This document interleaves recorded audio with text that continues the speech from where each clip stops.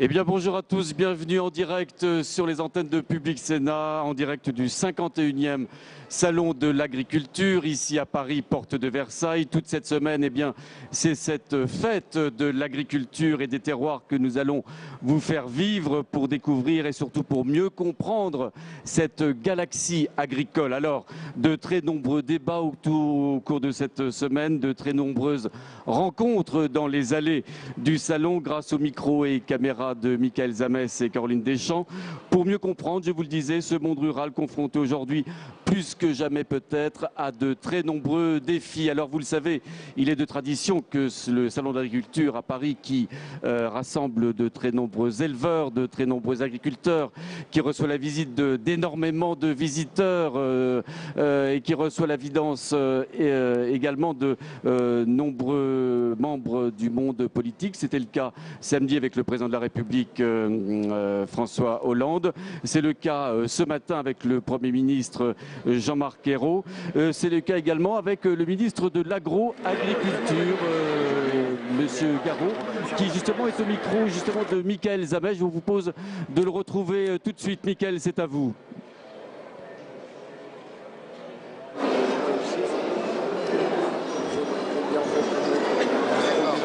Dans les allées depuis déjà 2 jours.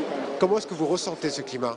Une vraie volonté de discuter, d'échanger. C'était vrai samedi avec le président de la République, c'est vrai encore ce matin avec le Premier ministre. Et c'est ça que je retiens, moi, de ces visites, parce que c'est bien sûr le salon un vrai rendez-vous populaire. Il y a des centaines de milliers de personnes qui se pressent ici, mais c'est aussi un moment privilégié pour prendre le temps d'aller au fond des choses. De poser les problèmes et d'apporter des réponses. C'est ce qui s'est passé samedi avec le président, c'est ce que nous continuons ce matin avec le Premier ministre. Avec de nombreuses tables rondes, avec des spécialistes, ça veut dire quoi? Qu'il y a une crainte et qu'il faut rassurer ce monde agricole? Non, mais qu'en permanence, il faut apporter des réponses concrètes. Hein. On vient de parler du prix du lait aujourd'hui, à l'instant, avec les producteurs de lait. On a parlé aussi... Ça revient beaucoup, hein, le prix du lait. Est-ce que vous avez trouvé un accord? Alors, c'est un accord qui devra être trouvé entre les parties, ça veut dire entre la grande distribution et les producteurs. C'est d'abord entre eux que l'accord doit être trouvé. Hein. En France aujourd'hui, le prix du lait n'est pas un prix administré, il n'est pas fixé par l'État. Et donc, ce que nous faisons, c'est que nous cherchons à rapprocher les acteurs pour que l'accord puisse être trouvé au bénéfice des uns et des autres, qu'ils soient gagnants-gagnants et surtout qu'on reconnaisse le prix du travail des producteurs et que chaque producteur de lait en France puisse vivre décemment, tout simplement, de son travail.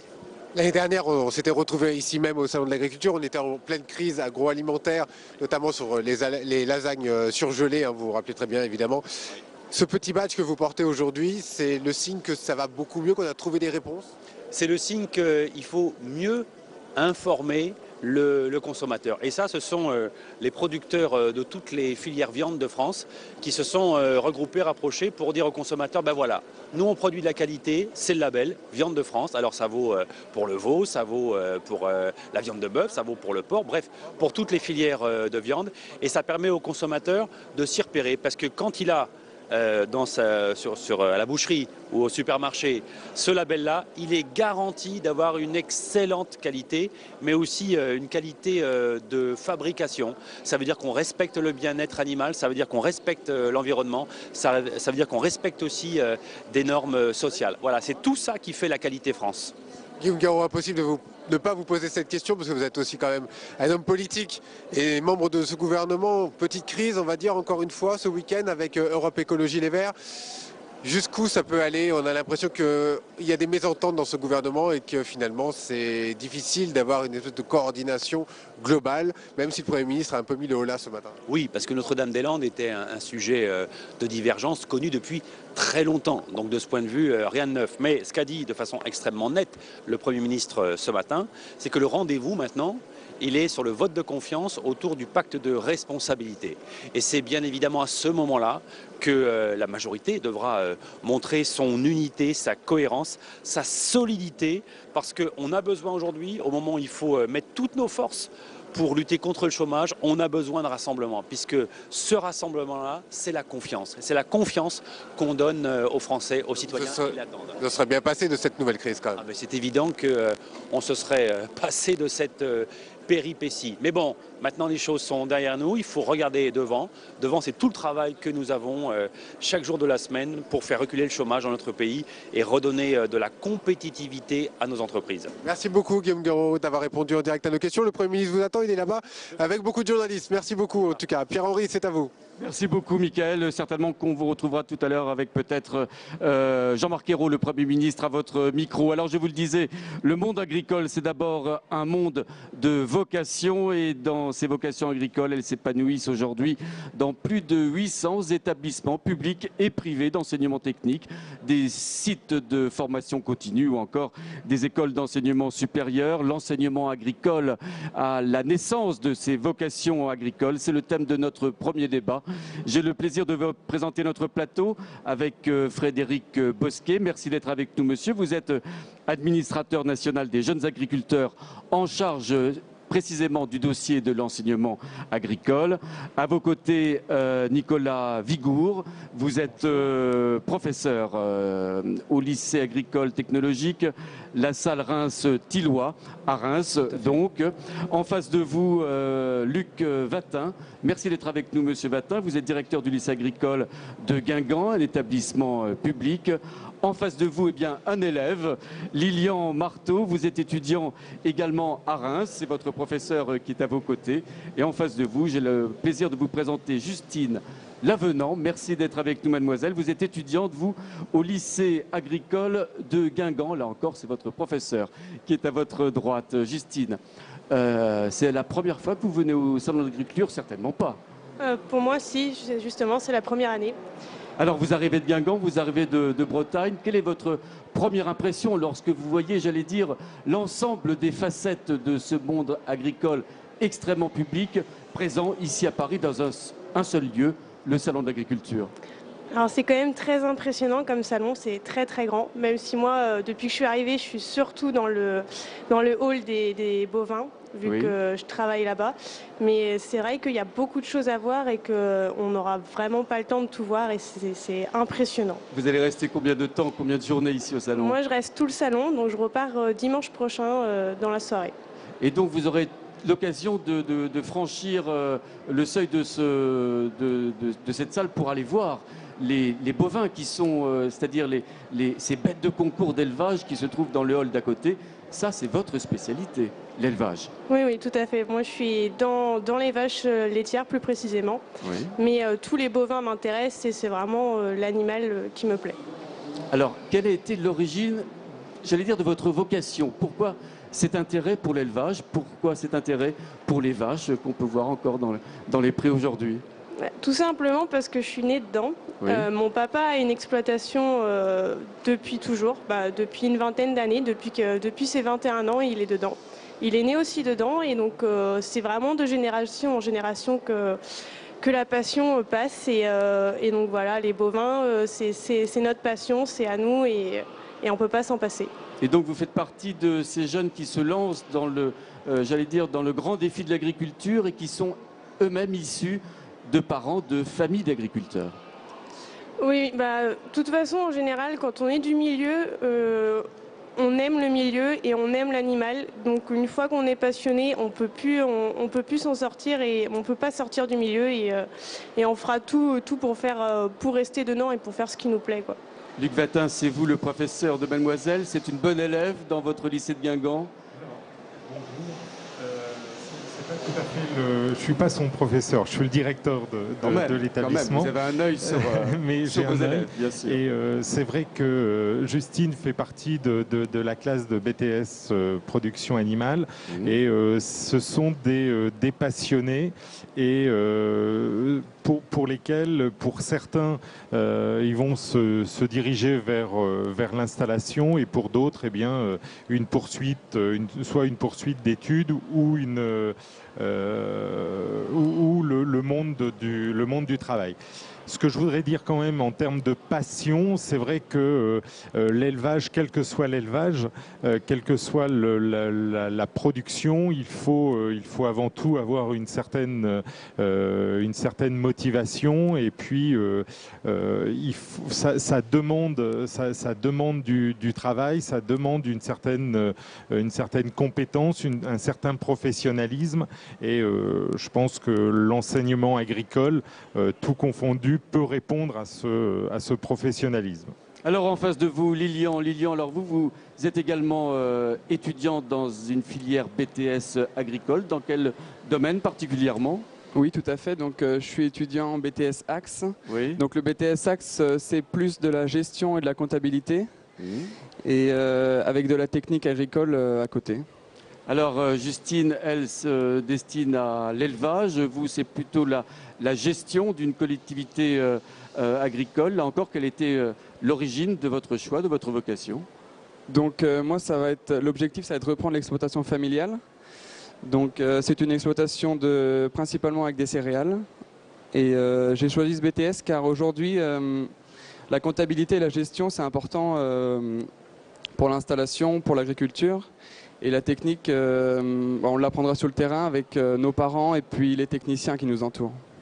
Donc c'est une véritable petite entreprise que vous vous destinez peut-être un jour à diriger, sinon à gérer. Oui, ça restera une exploitation familiale, mais tout en la gérant comme une petite entreprise. Et vous avez dans l'idée, dans l'avenir, dans 10 ans, comment vous vous projetez par rapport à votre métier, par rapport au choix agricole que vous avez fait ? Déjà dans un premier temps, donc l'installation. Donc je vais m'installer en GAEC avec mon père. Et ensuite, dans 10 ans, suivre une agriculture relativement durable et... On va reparler de tout ça, de ces mutations agricoles qui ont évidemment des répercussions sur l'enseignement agricole. Je vous propose de retrouver tout de suite d'autres élèves, d'autres enseignants. Ils viennent de Savoie, ils sont au micro et à la caméra de Caroline Deschamps. Caroline, c'est à vous. Oui, Pierre-Henri, je suis donc avec des jeunes qui sont en lycée agricole pour la plupart, et plutôt des jeunes filles. C'est un métier qui se féminise. Bonjour, vous appelez comment ? Kathleen. Et alors, vous vous destinez à quel métier ? Je vais reprendre l'exploitation de mon père. C'est-à-dire de l'élevage de quelle vache ? De l'étarine. Et pourquoi choisir ce métier ? Parce que c'est une passion. Depuis toute petite, je travaille avec. J'étais dans ce métier-là, alors du coup, ça me plaît. Et vous ? Bonjour. Je voudrais m'installer en brebis, mais je suis là parce que j'accompagne des vaches de mon lycée agricole. Et puis ce métier, c'est une vraie passion. Puis être au contact des animaux et travailler pour soi, c'est génial. Et pourquoi les brebis alors et pas les tarentaises ? Je ne suis pas fille d'exploitant, donc pour avoir un bâtiment, des petites surfaces au début, c'est le plus simple. Après, on ne sait pas, on verra comment ça s'améliorera. Et alors toi, tu as quel âge ? Moi, j'ai 13 ans. Et c'est ton premier salon ? Oui, c'est mon premier salon, ouais.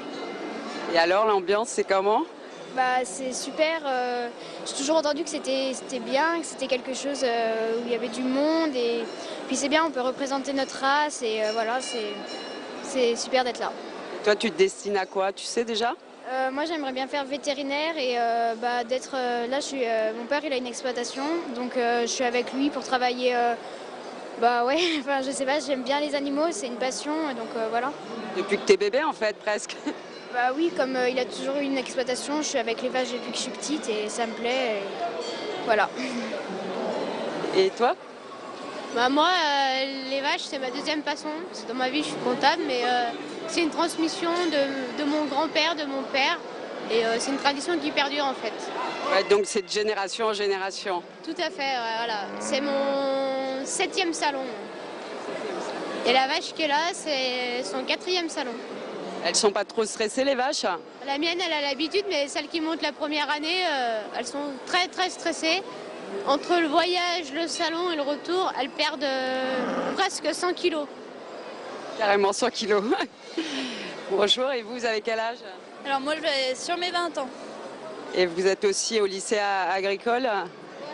Voilà, oui, en BTS agricole, donc option Axe. Et vous destinez à quoi ?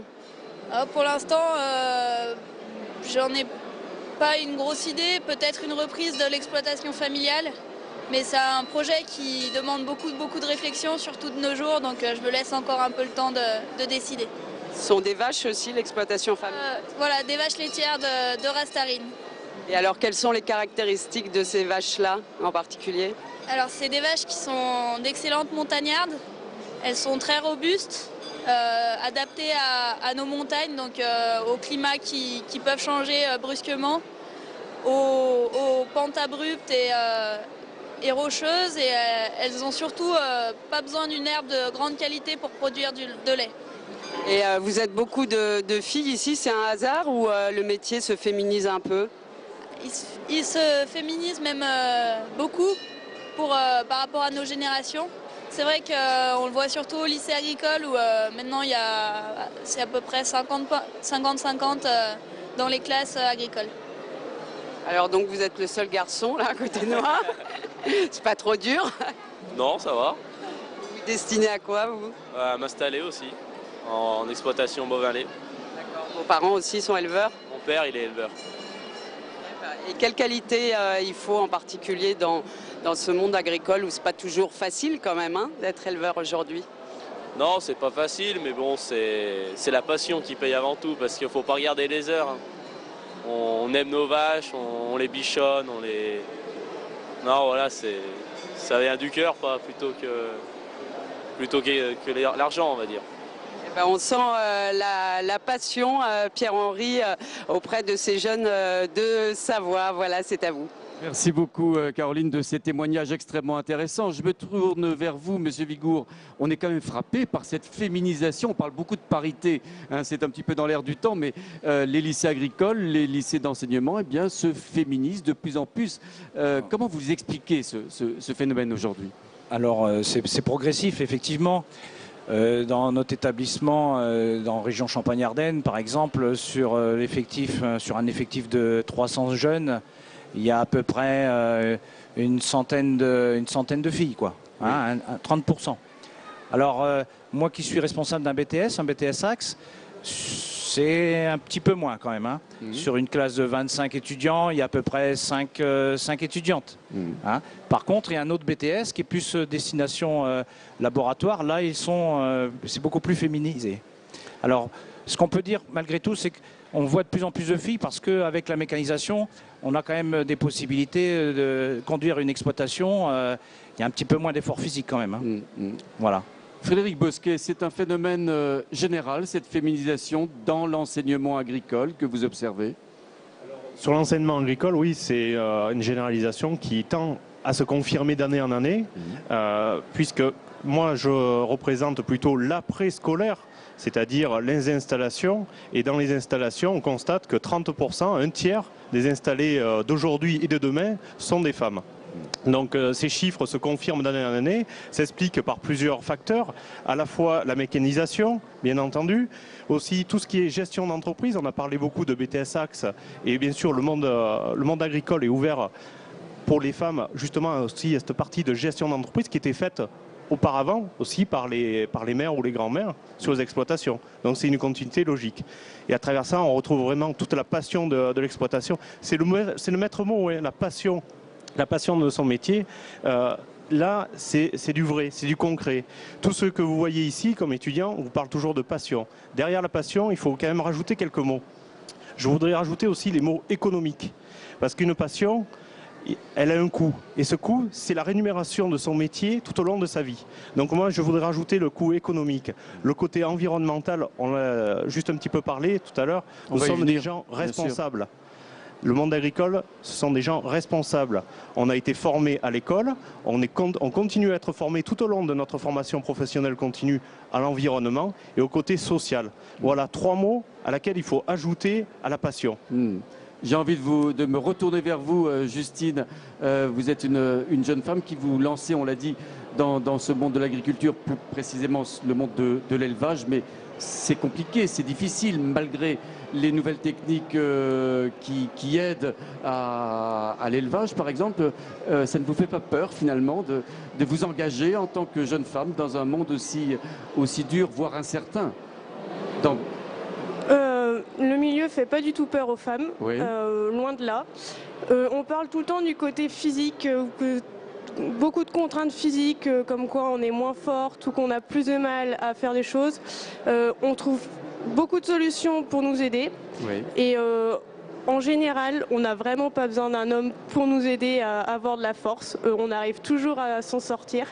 Donc le côté masculin qui a beaucoup plus de force, qui lui a le droit, peut s'installer parce que, enfin voilà, il a le physique. Oui. Je suis complètement contre. Je défends les femmes dans le milieu et on a beaucoup d'autres qualités pour s'installer et pour travailler avec les animaux ou dans les terres, sur les tracteurs, on peut tout faire. Luc Vatin, c'est incroyable d'entendre des propos pareils et surtout cette détermination qui va presque au-delà même de cette simple passion. Alors oui, tout à fait. En parlant de féminisation, c'est vrai que chez nous, à Carnilien, à Guingamp, on a une forte féminisation, puisque là, alors c'est la première année, mais dans la classe de Justine, ils sont 21 et il y a 2 garçons. Donc bon, c'est pas commun, mais alors c'est lié surtout aux différentes à l'orientation de la formation que l'on donne, puisque on a une orientation assez poussée sur l'élevage et notamment sur le monde équin, bovin et porcin, et c'est ce qui peut expliquer la féminisation et puis pour le coup pour cette année 2013-2014. Ouais. Mais c'est vrai que quand je les vois évoluer en travaux pratiques sur notre exploitation, effectivement je ne peux qu'acquiescer ce que dit Justine. Ils ont pas, ils arrivent, ils se débrouillent, ils se débrouillent très très bien, y compris le week-end, puisque ils assurent un service de ferme le week-end et il n'y a pas de garçons qui viennent les aider. Mais Justine, vous avez quand même l'impression de vous engager dans une voie extrêmement difficile. Il n'y aura pas de vacances, il y aura des aléas climatiques, des aléas économiques. Ce chemin, il est compliqué, vous le savez ça. En fait, les vacances, on arrive quand même à en avoir. Ah, c'est bien. Parce que je suis dans le milieu depuis que je suis née, donc je suis très bien placée pour le dire. On arrive quand même à avoir des vacances parce qu'on a des remplaçants. On peut trouver des personnes de confiance. Comme Lignan, il y a des GAEC, donc les GAEC, c'est des associés. Donc forcément, on peut prendre des congés et laisser nos associés travailler pendant 1 ou 2 semaines sans nous. Ça, il n'y a pas de problème. On peut avoir aussi des week-ends. Mais après, c'est une organisation et c'est selon l'éleveur. C'est vraiment... faut aimer, quoi. Faut vouloir. Mais après, tout est possible. Lilian, est-ce que vous pensez que votre métier sera dans 10 ans, dans 20 ans, un métier comme les autres, parfaitement comme les autres, où on peut concilier la vie de famille, la vie de travail, avoir des week-ends, par exemple, comme le dit Justine? Oui, tout à fait. Donc, je vais reprendre un peu les propos de Justine. Donc, moi, depuis mon plus jeune âge, avec mes parents, nous sommes partis en vacances car nous travaillons avec plusieurs exploitations. Donc, il y a de l'entraide. Donc, chaque agriculteur arrive à aider l'autre personne. Donc, c'est vraiment un point fort. Et dans l'avenir, tout le monde arrivera à partir en vacances régulièrement. Alors je vous propose tout de suite de prendre un peu de perspective en rejoignant Michael Zabès, quelque part dans les allées du Salon d'agriculture. Il est en compagnie de Joël, il est éleveur et c'est un éleveur à la retraite. Donc il va peut-être nous raconter son existence d'éleveur-agriculteur. Michael, c'est à vous. Pierre-Henri, je suis avec peut-être le seul bonnet rouge qu'on ait trouvé au Salon de l'Agriculture. En tout cas, vous êtes d'origine bretonne, vous êtes breton, ancien éleveur à la retraite. Pourquoi ce bonnet rouge ? C'est pour défendre la Bretagne et puis les idées des Bretons. Je trouve que c'était excellent tout ce qui a été défendu. Ça réunissait toutes les professions et puis toutes les industries agroalimentaires, les ouvriers. Tout le monde était impliqué, quoi. C'est pas un truc qui était récupéré par un mouvement quelconque ou rien du tout. C'était un truc global, bonnet rouge. Vous êtes éleveur, ancien éleveur. Oui. Comment est-ce que vous voyez ce monde aujourd'hui? On fait un débat actuellement avec les jeunes agriculteurs sur notre plateau. Selon vous, c'est un monde en crise ou est-ce qu'au contraire, les jeunes sont là pour reprendre la relève? Je pense que les jeunes sont là pour prendre la relève, mais il faut être très compétent, très professionnel dans le truc. Et il ne faut surtout pas avoir peur de travailler parce que c'est du matin au soir et du premier jour de l'année au dernier jour et nuit et jour. Hein. Quel message vous pouvez leur adresser aux jeunes qui ont envie de démarrer aujourd'hui? Beaucoup de courage dans le métier et puis de la persévérance dans ce qu'on veut faire et de la motivation. Si on n'est pas motivé dans le métier qu'on veut faire, c'est pas la peine. Hein. C'est surtout motivé. Hein. Et alors, ce bonnet rouge, on y revient, mais vous étiez sur place, vous, dans la contestation? Oui, j'ai fait partie des manifs, hein, c'est clair, mais c'était pour accompagner, faire le nombre et puis montrer qu'on était tous solidaires, qu'on soit retraités, actifs, tout le monde, quoi, peu importe la profession. Il y avait les pêcheurs, il y avait les ouvriers de l'agroalimentaire. C'était un monde en colère. Comment? C'était un monde un petit peu en colère. Un monde en colère un petit peu, mais moi j'étais à Carhaix sur le site des Vieilles Charrues, là c'était une manifestation bon enfant quand même. Hein. Voilà, on va montrer qu'on est présent et puis qu'il faudra compter avec nous, quoi.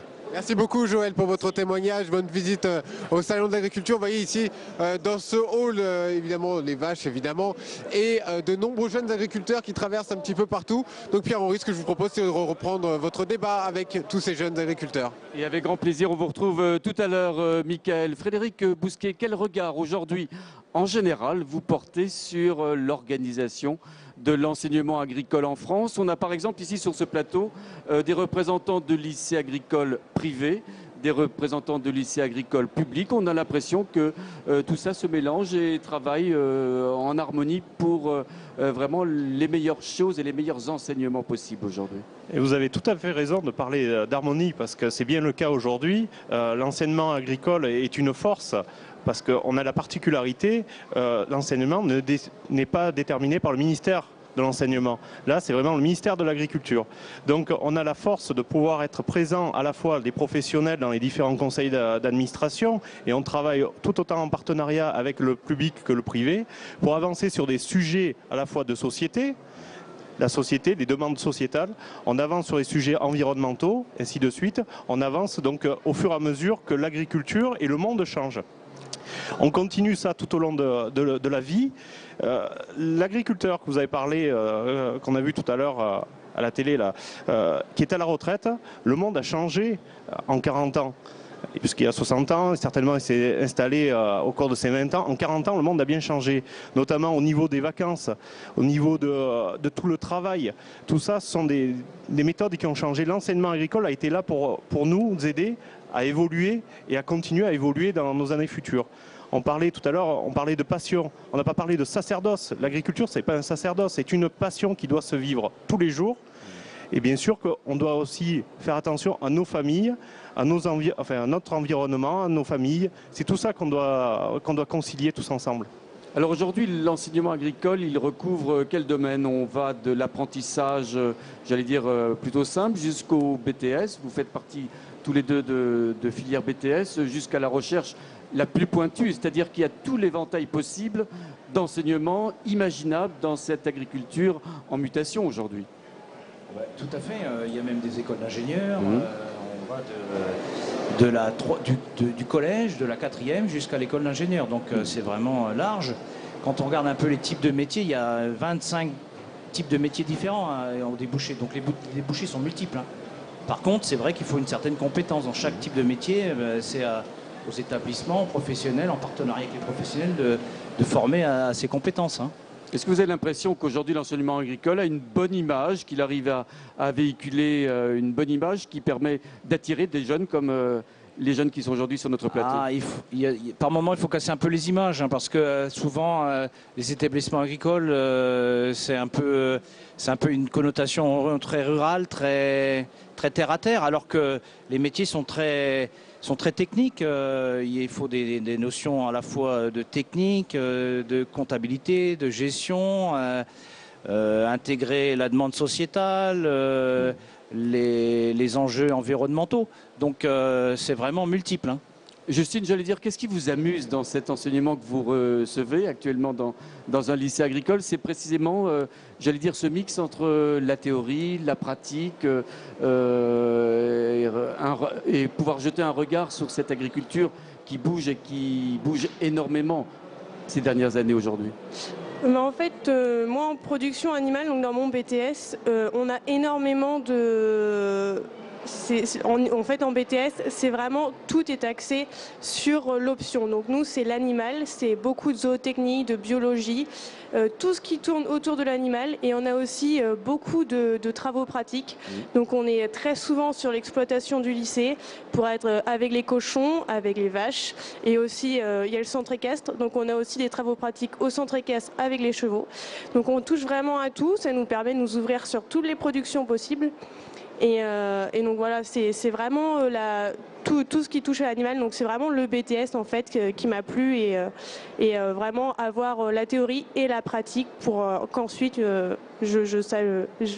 En tout cas, vous en parlez très très bien et vous auriez envie d'inciter d'autres de vos camarades, de jeunes filles, de jeunes gens de votre âge, eh bien de venir apprendre ce qu'est aujourd'hui l'élevage moderne tel qu'il peut être enseigné et qu'il existe aujourd'hui en France. De toute façon, aujourd'hui, il y a beaucoup d'exploitants qui vont arriver à la retraite. Donc, il va falloir beaucoup de jeunes pour pouvoir les remplacer. Donc, forcément, on incite tous les jeunes qui aiment les animaux et qui sont intéressés par tous les animaux d'élevage et intéressés par l'élevage à se lancer dans l'aventure parce que c'est quand même une aventure superbe. On voit de tout. On est chef d'entreprise, on est avec nos animaux, on est quand même sur le terrain, on touche vraiment à tout dans le milieu et c'est vraiment quelque chose d'intéressant. Donc forcément, on incite les autres à venir quoi. Alors il est tout à fait remarquable, Frédéric Bosquet, que ici on a 2 élèves qui arrivent directement du monde agricole, leurs familles sont agriculteurs, mais la grande majorité des élèves des lycées, c'est pas vous je pense qui allez me contredire, et, eh bien, arrivent de milieux tout à fait autres que le milieu agricole, et ça c'est extrêmement réconfortant quand même. Là aussi, c'est une tendance qui se confirme d'année en année. 30%, un tiers donc des jeunes installés sont des hors cadres familiaux. Donc ça aussi, c'est bien que la mentalité change. On est passé peut-être d'un enseignement plus terre à terre à quelque chose d'un petit peu plus ouvert, mais toujours dans le respect de la demande à la fois sociétale et puis surtout aller chercher de l'économique derrière. On n'installe pas un hors cadre familial si derrière il ne peut pas vivre de son métier. Voilà. Vous avez l'idée de pouvoir vivre décemment, correctement de votre futur métier, Lilian ? Oui, tout à fait. C'est l'objectif de vivre avec le métier en le développant dans l'avenir et en cherchant de nouvelles options pour le développer de mieux en mieux. Justine, vous avez envie de gagner un petit peu d'argent en faisant ce métier d'éleveur demain ? Forcément, comme tout métier, on a envie de gagner notre vie. Mais là, de toute façon, une fois passionné, une fois lancé dans l'aventure, on est obligé de faire tout ce qui est possible pour pouvoir s'en sortir. Oui. Forcément, c'est un métier très difficile où les prix fluctuent beaucoup. Donc, on peut souvent se faire surprendre. Mais on est là et on restera là. Et de toute façon, il y a besoin d'agriculteurs, il y a besoin d'élevage. Donc, de toute façon, on sera là et on restera là.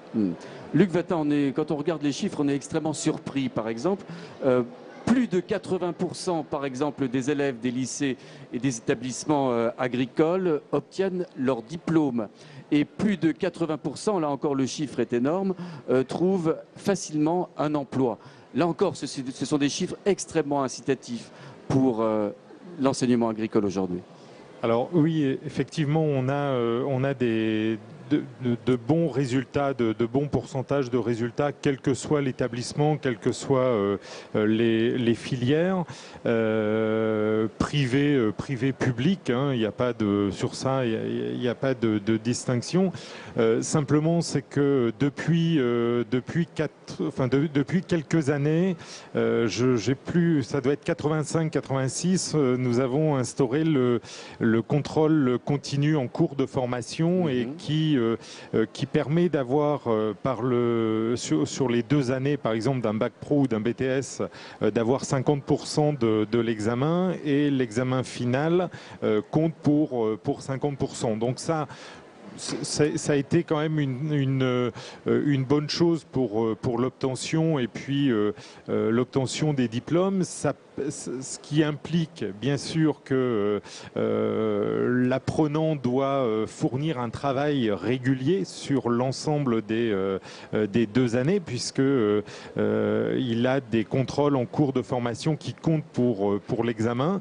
Et puis, en termes également d'insertion, je pense que l'insertion est très très bonne, quelles que soient également les filières.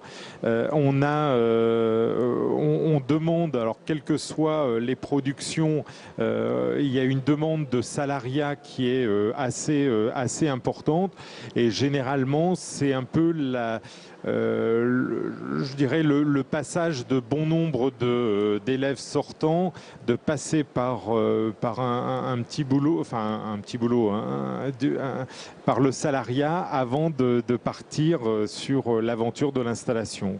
Ouais. Le domaine, par exemple, de l'agroéquipement est constamment en recherche de salariés. L'agroéquipement, c'est le machinisme agricole.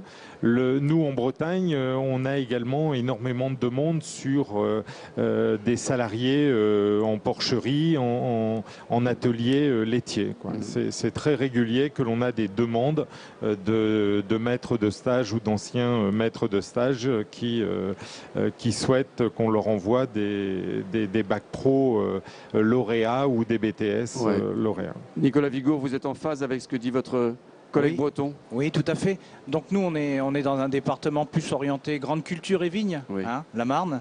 Donc c'est des exploitations qui font en moyenne à peu près 130 hectares. Et si on prend le cas du département de la Marne, il y avait à peu près 120 départs en retraite et il y a 60 jeunes qui vont s'installer. À peu près des dossiers suivis à l'installation. Donc c'est des jeunes qui généralement s'intègrent dans des sociétés où les parents créent une société pour que le jeune puisse reprendre progressivement le capital de l'exploitation. L'installation, ça se prépare. Lilian va commencer à y réfléchir. Il est encore en 2e année de BTS. Et si vous voulez, il a pour projet de s'installer d'ici 2-3 ans, je pense. Donc en GAEC, tu peux peut-être préciser un peu plus les choses? Une installation en GAEC père-fils. Donc comme dit M. Vigour, je vais reprendre les parts petit à petit du GAEC pour arriver à 50-50. Et développer l'activité, toujours rester en reprenant l'exploitation de mon oncle et avec mon père. Donc voilà. Et tout ça se fait progressivement, j'allais dire, se fait intelligemment. Oui, tout à fait. Ouais. Alors messieurs, je vous propose, vous vouliez rajouter un mot, monsieur Pesquet? Là, on a parlé aussi de professionnalisme, c'est-à-dire que dans l'enseignement agricole, on apporte ce que mon professeur à l'époque appelait l'idéal théorique, et après, par la suite, on amène des outils dans le cadre de l'installation, dans un cadre, ce qu'on appelle chez nous dans le jargon le PPP, le 3P, le plan professionnel personnalisé, qui amène forcément le jeune à réussir son installation parce qu'il prend le temps de mettre les chiffres sur la table et de voir la continuité de son exploitation dans le temps. Et juste pour vous donner un chiffre, aujourd'hui, dans le cadre de ce fameux PPP, 97% de ceux qui sont passés par là sont encore agriculteurs. Si on fait le parallèle avec nos collègues artisans commerçants, c'est que 50%. On va revenir sur ces différents dossiers, mais tout de suite, une nouvelle respiration dans ce salon de l'agriculture, dans notre débat également. On retrouve Caroline Deschamps, elle est en compagnie d'un éleveur de porc noir de Bigorre. Caroline. Oui, Pierre-Henri, je suis avec Bernard qui élève donc des porcs noirs de Bigorre. C'est quoi la caractéristique de ce porc-là?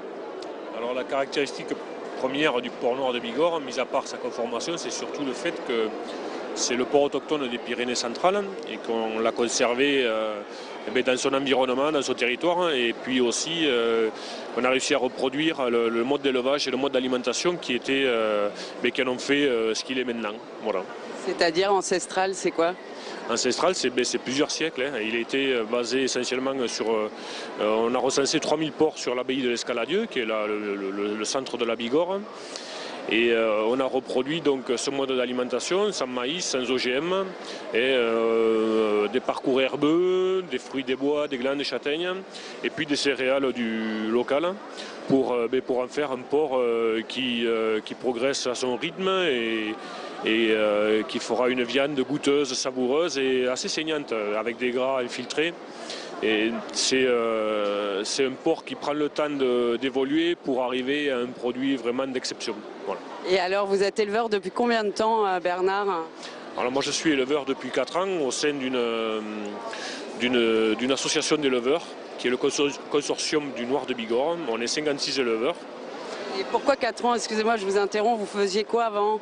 Alors avant j'étais dans l'industrie comme responsable. Le retour vers l'agriculture, parce que je suis quand même issu de ce milieu-là, c'était pour reprendre un bol d'air. C'est quand même un changement de vie assez radical, non? Effectivement, c'est assez radical. Mais c'est aussi une entreprise, hein, c'est une entreprise individuelle dans laquelle on a aussi des contraintes avec des objectifs tels qu'on pourrait les retrouver dans l'industrie. Sauf que là, on est clairement obligé de vivre au rythme biologique des animaux. Hein. On ne peut pas les porter ni les amener, il faut vivre à leur rythme. Et alors, c'était un projet familial, vous travaillez avec votre femme, elle non plus n'était pas éleveuse au départ? Non, elle n'était pas éleveuse, elle n'est même pas issue du monde agricole, hein, comme moi. C'était vraiment un projet familial parce qu'on vit dans un petit coin reculé où on voulait continuer à mettre en valeur le patrimoine qui est autour de la maison. On voulait aussi arriver à transmettre et faire vivre à nos enfants des moments un peu particuliers, les moments où les parents travaillent ensemble sur un projet familial avec des animaux qui sont calmes, paisibles, doux, où ils puissent aussi prendre part à des petites activités sympas. Et c'est ce qui se passe, hein. C'est ce qu'on fait alors c'est pas tous les jours, mais ça se produit assez souvent et puis c'est des bons moments à vivre, des belles images que l'on garde à chaque fois, quoi. Oui, parce que c'était quand même un sacré défi, j'imagine. C'est un sacré défi, ouais, mais c'est un défi où l'on est entouré par beaucoup de structures, hein. En premier lieu par les élus locaux, par la structure aussi des éleveurs et du consortium du Nord de Bigorre qui m'a accompagné pour m'aider dans ce projet-là. C'est aussi une aide de toutes les formations agricoles et de toutes les structures financières comme le Crédit Agricole pour arriver à bâtir un projet qui est quand même assez conséquent au fil, parce qu'il y a l'aspect financier, il y a l'aspect technique, il y a l'aspect environnemental, il y a l'aspect familial aussi, et puis rendu, je dirais, financier quelque part derrière, parce qu'il faut s'en sortir plus ou moins, hein. Vous en sortez? Ça marche, hein, mais on ne va pas revendiquer des niveaux de salaire comme ça peut se passer dans l'industrie, ça c'est clair. Voilà. Et quel accueil vous avez ici au Salon de l'Agriculture de la part du public, parce que c'est un port de très haute qualité quand même? Ouais, on est sur le stand et je suis toujours assez satisfait de voir que les gens sont attirés. Alors je ne sais pas si c'est le noir qui les attire ou la qualité du cochon, je ne sais pas s'ils savent tout, mais en tous les cas on prend plaisir à leur expliquer ce qu'est notre animal. Ça vous plaît ça aussi de transmettre votre passion? Ça fait 2 ans que je viens, franchement c'est un sacré moment de se retrouver de l'autre côté de la barrière. Et puis clairement de toute l'année on ne parle pas trop et voilà, donc on se réserve cette petite semaine là pour tout dire. Vous êtes donc un éleveur heureux? Éleveur heureux, ouais. Éleveur heureux au sein d'une structure où on sait vivre ensemble, où on sait partager des bons moments, où on sait profiter des événements comme celui-là pour se retrouver, pour discuter, pour partager avec d'autres aussi, et partager aussi avec des moments comme vous le faites à la télé. Voilà, pour nous c'est vraiment un plaisir, quoi. Très clairement. C'est un plaisir partagé. Merci Bernard, Pierre-Henri, c'est à vous. Merci beaucoup Caroline de ce témoignage. Justine, vous connaissiez cette variété de porc noir de Bigorre? Alors non, pas du tout. Je connaissais pas du tout cette race-là parce que je suis pas trop dans l'élevage porcin et qu'en Bretagne c'est surtout les races piétrin ou large white qu'on trouve et beaucoup moins cette race-là. C'est vraiment leur région et c'est vraiment chez eux qu'on les trouve. Donc si je comprends bien, le salon de l'agriculture, et là je m'adresse peut-être aux enseignants, ça fait partie aussi de la formation continue de vos élèves. Tout à fait, c'est vraiment un lieu où on peut rencontrer tout ce qui se fait en termes de production d'agriculture. Et puis, oui, effectivement, on privilégie la venue des élèves au salon de l'agriculture. Oui, par exemple, nous, dans notre établissement, avec un établissement public viticole, nous animons le stand Champagne-Ardenne, par exemple. Vous êtes présent sur le stand tous de les jours, il y a une Champagne-Ardenne, dizaine de jeunes qui participent aux animations. Ouais. Donc notre lycée pour la partie plutôt agriculture, hein, culture et élevage, et puis le lycée viticole pour la partie viticole. Voilà. Décidément que de facettes dans ces vocations d'agriculteur. Alors Justine, vous allez bien regarder parce que Michael Zamès est quelque part dans le stand des bovins. Il est en compagnie d'une vache qui vient de gagner le concours agricole de la meilleure laitière. C'est bien ça, Michael? Pour rien vous cacher, Pierre-Henri, je vous présente d'Idefix. Voilà, d'Idefix, elle vient de gagner le concours de la meilleure laitière. Nous sommes avec Johan qui travaille avec d'Idefix depuis de nombreuses années. Qu'est-ce qu'elle a de particulier? Pourquoi est-ce qu'elle a gagné d'Idefix? Sa mamelle, son squelette. Montrez-nous tout ça, expliquez-nous exactement. En race mix de la Normande, on a du muscle qui nous développe des steaks pour la viande, une belle mamelle pour le lait. Et en Normande, ça nous permet une bonne mamelle qui valorise pour faire du fromage. Comparé à d'autres races, que c'est plus du lait, pas pour faire le fromage, sans protéines, pour éventuellement moins valorisant. C'est une vache exceptionnelle de nos jours, en race normande. Exceptionnelle, c'est ce que vous nous dites aujourd'hui. Pourquoi? Parce qu'elle produit plus de lait que les autres? Voilà, elle produit plus de lait que les autres et elle a des bonnes pattes qui permettent dans des nouveaux bâtiments en dur avec beaucoup de béton qui permettent de vieillir. Une vache qui va vieillir de nos jours. Alors, vous nous disiez tout à l'heure, Johan, elle est un peu stressée, elle mange beaucoup. Pourquoi? Parce que tout à l'heure, on lui a fait faire des photos, c'est un peu particulier. C'est aussi parce qu'il y a beaucoup de monde, on se presse autour d'Idefix aujourd'hui. Oui, parce qu'ils mangent essentiellement le matin. Là, elle mange bien, mais quand elle arrive ici, ils sont stressés sur Paris. Donc, c'est pas le même. Ça stresse Paris. Non, mais c'est pas le même comportement qu'à la maison. Donc, on fait le maximum pour qu'ils soient bien ici. On fait ça de notre mieux. Le fait qu'elle ait gagné ce concours, qu'est-ce que ça vous apporte à vous? C'est une valorisation, c'est tout un travail qui est récompensé? Personnellement, mon patron, ça fait 19 ans qu'il vient ici à Paris, tous les ans. Et il a eu le titre suprême cette année. Et il est tellement fier d'avoir gagné que c'est heureux pour lui. Mais tous les ans, il a le mérite d'avoir des vaches à Paris. Chaque année, vous venez au salon? De sélectionner. Et là, on voit, il y a toutes les médailles de récompense. Ça célèbre aussi la gloire un peu de d'Idefix. De d'Idefix et de son propriétaire. Hein. C'est un fruit de longue labeur. C'est tous les jours au quotidien qu'on sélectionne des vaches à la maison. Bon, c'est pas juste une semaine ici, c'est tous les jours à la maison. Il faut voir les vaches, les manipuler, les entretenir, les dresser. Et tous les jours, on est avec eux pour en faire des futures championnes. Ah voilà, Pierre-Henri, on vient de voir d'Idefix, la championne d'Idefix. Je vous la présenterai tout à l'heure. En tout cas, grâce à vous et grâce à cet éleveur, on a appris beaucoup de choses sur les vaches laitières. Justine, est-ce que vous rêvez peut-être dans 10 ans, dans 20 ans, de revenir ici avec vos bêtes d'élevage et de gagner de nombreuses médailles, de nombreuses récompenses comme cet éleveur qu'on vient de voir à l'instant? Pourquoi pas? Ça fait rêver, ça? Ouais, oui, quand même, Ouais. parce que quand on les voit autour de leurs vaches, vraiment, ils aiment leurs vaches, ils font tout pour elles. Donc ouais, c'est vrai que ça donne envie de faire des concours et d'avoir un titre comme cet éleveur.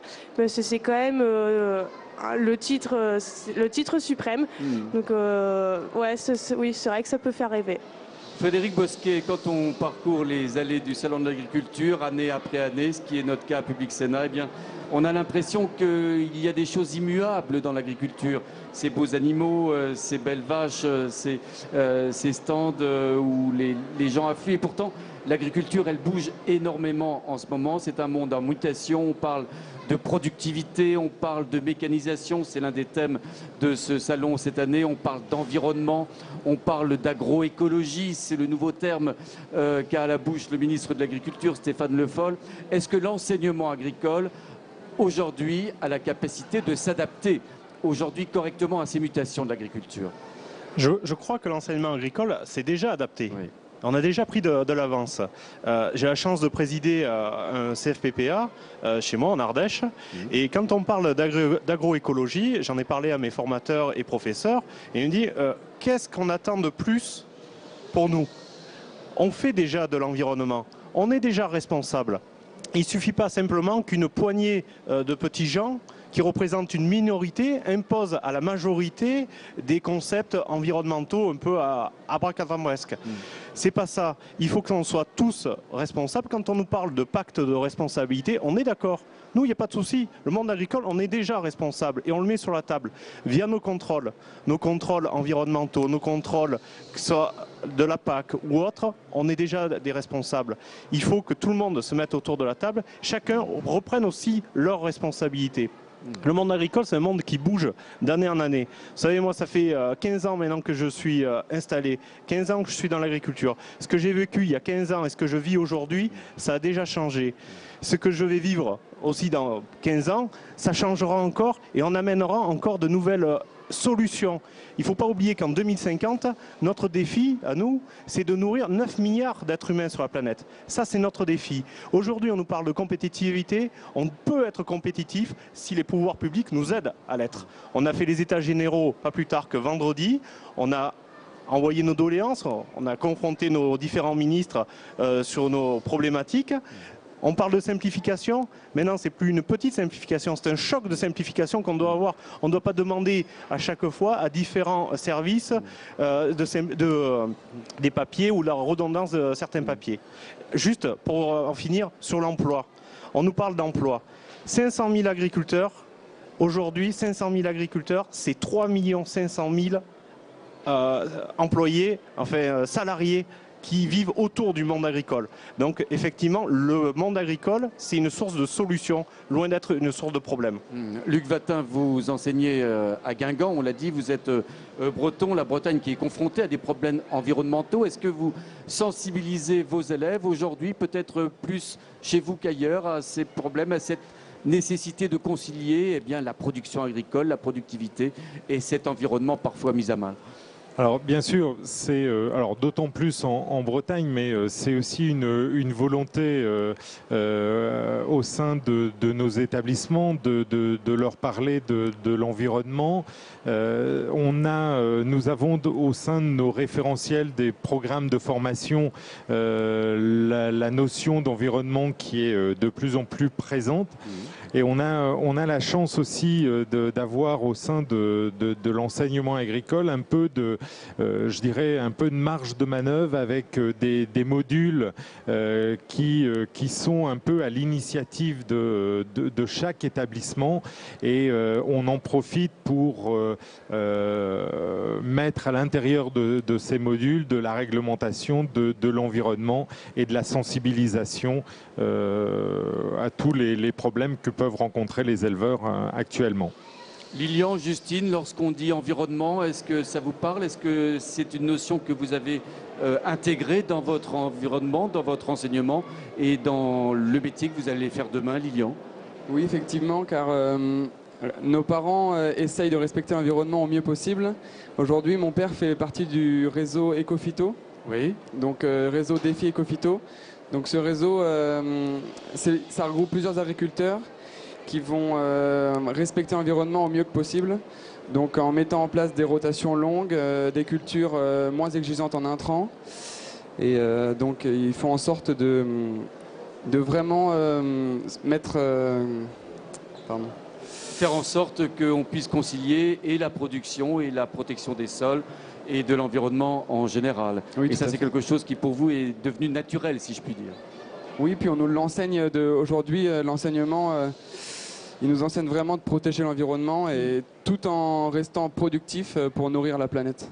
Justine, pareil chez vous, pareil dans cette filière d'élevage? Oui, c'est vraiment ça. Disons que d'année en année, l'agriculture change. Nos parents qui ont déjà beaucoup évolué par rapport à nos grands-parents. Et nous, aujourd'hui, avec l'école, avec notre regard sur l'agriculture, avec tout ce qui se passe et avec l'aide de nos parents, on s'ouvre vraiment sur l'environnement et on essaye de trouver des solutions pour y remédier.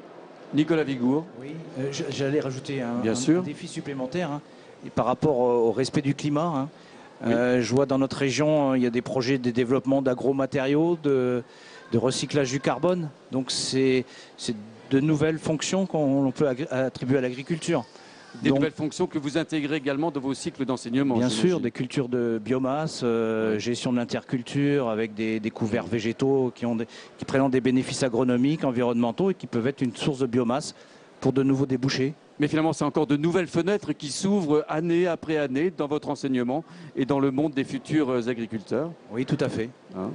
Alors, je voudrais qu'on revienne sur un point. On est frappé lorsqu'on vient au salon, lorsqu'on rencontre les agriculteurs, de leur foi et de leur détermination, en particulier de leur engagement. J'allais dire, je pense en particulier à leur engagement syndical. Il y a énormément, et là c'est peut-être à vous, Monsieur Bosquet, que je m'adresserai. On est frappé qu'au-delà de leur simple profession, eh bien, les jeunes agriculteurs, ils s'engagent. Vous en êtes un exemple, par exemple. Hein? Effectivement, on est obligé de s'engager. Pas pour se dédouaner de quoi que ce soit, mais pour avancer sur certains dossiers. Quand on parle d'environnement, on doit parler aussi d'économie, je vous l'ai dit tout à l'heure. Il faut qu'on arrive à concilier tout un ensemble pour qu'on parle tous ensemble d'une même voix de durabilité.